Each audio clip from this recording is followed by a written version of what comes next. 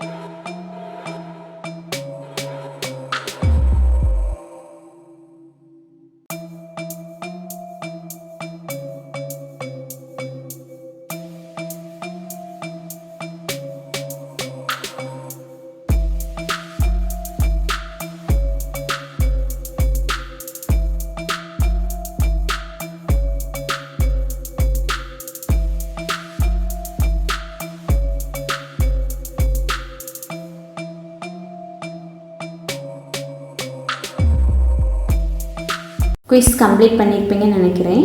இன்றைக்கி நம்ம 30 days class வந்து எண்ட் ஆகுது. எண்ட் ஆஃப் த டேயில் ஒரு சின்ன டிப்ஸ் மாதிரி கொடுக்குறேன். நீங்கள் ஜஸ்ட்டு ஃபாலோ பண்ணி பாருங்கள். ஒரு 60 டே எடுத்துக்கோங்க. இந்த 60 டேஸும் நான் சொல்கிற விஷயத்தை நீங்கள் ஃபாலோ பண்ணிங்கன்னா எண்ட் ஆஃப் த டே கண்டிப்பாக நீங்கள் ஃப்ளூவெண்ட்டாக பேசுகிற மாதிரி வந்துடுவீங்க. ஃபஸ்ட்டு என்ன பண்ணுவீங்க அப்படின்னா, இங்கிலீஷ் நீங்கள் எவ்வளோ கிராமர் லேர்ன் பண்ணாலும் நீங்கள் ஒன்ஸ் ஸ்டார்ட் பண்ணால் மட்டும்தான் பேச முடியும். நீங்கள் லேர்ன் பண்ணால் கடைசி வரைக்கும் லேர்ன் மட்டும்தான் பண்ணிகிட்டு இருக்க முடியும். ஸோ இந்த 4 திங்ஸும் ஃபாலோ பண்ணுங்கள். இந்த 60 days டைம் எடுத்துக்கோங்க. ஒரு 4 விஷயம் நீங்கள் பண்ணணும். ஃபஸ்ட்டு என்ன அப்படின்னா, நீங்கள் வந்து நம்ம மைண்ட் எப்போவுமே சும்மா இருக்காது, ஏதாவது திங்க் பண்ணிட்டு தான் இருக்கும். ஸோ திங்க் பண்ணுறத இங்கிலீஷில் திங்க் பண்ணுங்கள். இது ஃபஸ்ட்டு திங்.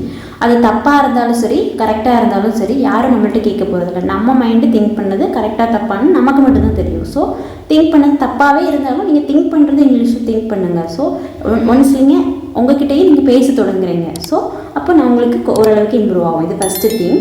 செகண்ட் என்ன பண்ணுங்க அப்படின்னா, இந்த கிட்ஸோட வீடியோஸ் இருக்கும், கார்ட்டூன் வீடியோஸ், கிட்ஸ் வீடியோ ரொம்ப பேசிக்கான இங்கிலீஷில் தான் இருக்கும். ஜஸ்ட் அதை போட்டு அதுக்கு சப்டைட்டில் இருக்கும், அதை லிசன் பண்ணுங்கள். கிராமர் ரொம்ப உன்னிப்பாக இந்த இடத்துலையும் ஷுட் வந்திருக்குது, ஏன் உட் ஹாவ் வந்திருக்கு அப்படி ரொம்ப போகாதீங்க. ஜஸ்ட் லிசன் பண்ணுங்கள் அந்த வீடியோவை. டெய்லியும் ஒரு 15 minutes video, cartoon video listen பண்ணுங்கள். இது செகண்ட் திங். தேர்ட் ஒன் என்ன பண்ணுறீங்க அப்படின்னா, ப்ரௌஸ் பண்ணுங்கள். பேசிக் இங்கிலீஷ் கிட்ஸ் ஸ்டோரிஸ் அப்படின்னு போட்டிங்கன்னா ஒரு 250 லைன் ஸ்டோரி, 250 லைன் சாட் ஜிபிடியில் டைப் பண்ணுங்கள். அப்படி இல்லைன்னா கூகுள் பண்ணுங்கள். 250 லைன் ஸ்டோரி வேணும்னு பண்ணிங்கன்னா ஒரு சின்ன பேராகிராஃப் கிடைக்கும். ஸோ என்ன பண்ணுறீங்கன்னா, ஃபஸ்ட் அந்த ஸ்டோரியை ரீட் பண்ணுங்கள். உங்களுக்கு அண்டர்ஸ்டாண்ட் ஆகலை அப்படின்னா இன்னொருக்க கூட ரீட் பண்ணுங்கள். கண்டிப்பாக இப்போ நம்ம இவ்வளோ படிச்சிருக்கனால நமக்கு ஓரளவுக்கு அண்டர்ஸ்டாண்ட் ஆகும், ஏன்னா அது பேசிக் இங்கிலீஷில் தான் இருக்கும். அதுக்கப்புறம் என்ன பண்ணுறீங்க அப்படின்னா, உங்கள் மைண்டுக்குள்ளே ஓரளவுக்கு அந்த கதை தமிழில் புரிஞ்சிருக்கும் தானே, அதை அப்படியே ரிப்பீட் பண்ணி பாருங்கள். சில ஸ்டோரியில் நிறைய வேர்ட்ஸ் நமக்கு புரியாத வேர்டு இருக்கும், வொக்காபுலரி இருக்கும். அதுக்கு மீனிங் என்னென்னா கூகுள் டிரான்ஸ்லேட்டில் போட்டிங்கன்னா தமிழில் மீனிங் வந்துடும். அப்போ நம்ம அன்னைக்கு 2-3 வொக்காபுலரியும் படிக்கலாம். அதோட மீனிங் என்ன நம்ம மைண்டில் அண்டர்ஸ்டாண்ட் ஆகிடும். அந்த கதையை நம்மளே திரும்பி சொல்லும்போது அதோட வேர்டு வந்து நமக்கு மறக்கவும் செய்யாது. நம்ம அந்த இடத்துல ப்ராக்டிஸ் பண்ணிட்டோம். அப்போ இந்த இடத்துல ப்ராக்டிஸ் பண்ணிட்டோம், ரீட் பண்ணிட்டோம், நம்ம வந்து சொல்லியும் பார்க்குறோம். ஸோ எல்லாமே வந்துடும். ஓகே, இந்த 3 திங்கையும் டெய்லியும் ஃபாலோ பண்ணுங்கள். ஓகே, 60 days இதை ஃபாலோ பண்ணுங்கள். அதுக்கப்புறம் இப்போ ஃப்ரெண்ட்ஸ்டெல்லாம் சேட் பண்ணிங்க அப்படின்னா நீங்கள் முடிஞ்ச அளவுக்கு இங்கிலீஷ்லேயே டைப் பண்ணி சேட் பண்ணுங்கள். ஆப்போசிட்டில் இருக்க அவங்கள்ட்டையும் நீங்கள் ட்ரை பண்ண சொல்லுங்கள். யார் வந்து என்ன ரிப்ளை பண்ணாலும் நீங்கள் முடிஞ்ச அளவுக்கு இங்கிலீஷ்லேயே சொல்ல பாருங்கள். ஓகேவா? லிசனிங் வந்து லிசன் பண்ணனால என்ன ஆகிரும் அப்படின்னு நினைக்காதீங்க. இப்போ நீங்கள் வேறு ஸ்டேட்டுக்கே போனாலும் அவங்க ஒரு லாங்குவேஜ் பேசுறதை லிசன் பண்ணிக்கிட்டே இருந்தால் நமக்கு ஓரளவுக்கு நம்மளாலேயே முடியும். ஸோ லிசனிங், ரீடிங், அப்புறமா இதை ப்ராக்டிஸ் பண்ணுங்கள். இந்த இவ்வளோத்தையும் ஒரு 60 days நீங்கள் பண்ணி பாருங்கள். கண்டிப்பாக நீங்களும் ஃப்ளூயண்டாக பேசலாம். பேச மட்டும் விட்டுறாதீங்க. ஓகே, பாய்.